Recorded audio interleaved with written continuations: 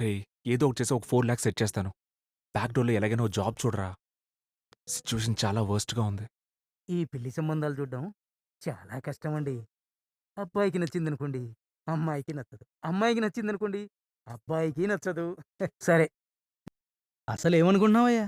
నా కొడుక్కి నెలకి 2,00,000 జీతం. జాతకాలు కలవకుండా పెళ్లి చేశావనుకో, 2 నెలలకు రోడ్డున పడతాడు. కాబట్టి ముందు జాతకాలు చూడాల్సిందే, లేకపోతే కుదరదయ్యా. సరే కానివ్వండి. మీకు జాతకాల పట్టింపు ఉన్నప్పుడు ఆ జాతకమే చూపిద్దాం. కుదిరితే కుదురుతుంది, లేకపోతే ఇంకో సంబంధం చూద్దాం. ఏమంటారు? ఆహా, మంచిది. కాఫీ చల్లారిపోతుంది, ముందు తాగండి.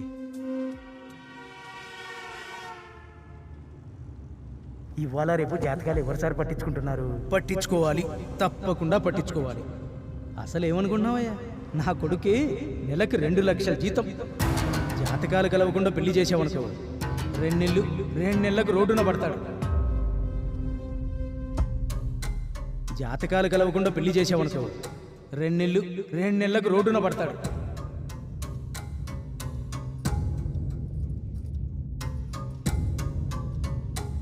ఏం కాదులేండి, అంతా బానే ఉంటుంది. నీ అమ్మ నీ అందాన్ని స్ట్రక్చర్‌ని చూసి అనవసరంగా పెళ్లి చేసుకున్నా కదే.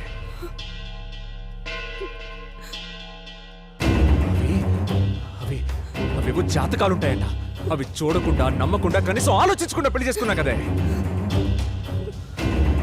నేను అనాథగా ఉన్నప్పుడు కూడా ఎప్పుడు రోడ్డు మీదకి రాలేదు.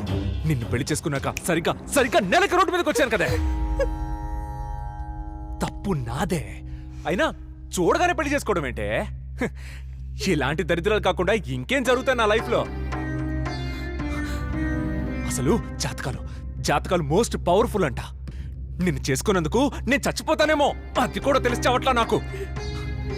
అయినా అమ్మా నాన్న ఉంటే అవన్నీ వాళ్లే చూసుకునేవాళ్ళు. నీకున్నా లేనట్టే. అస్సలు ఆలోచించమాక.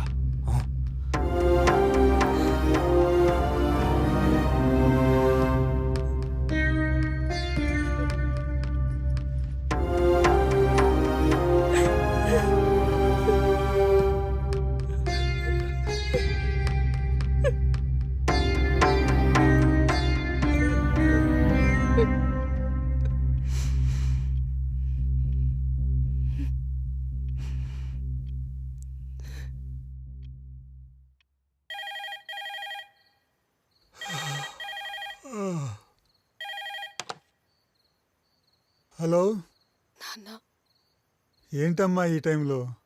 ఆయన ఉద్యోగం పోయింది. నన్ను పెళ్లి చేసుకోవడం వల్లే పోయింది. నా జాతకం వల్లే ఆయన రోడ్డు మీదకి వచ్చానంటున్నారు నాన్న.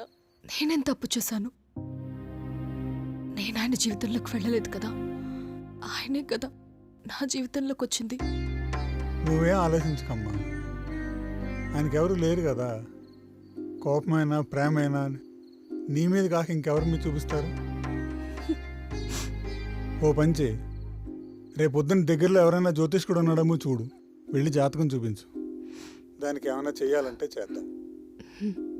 సరే నాన్న.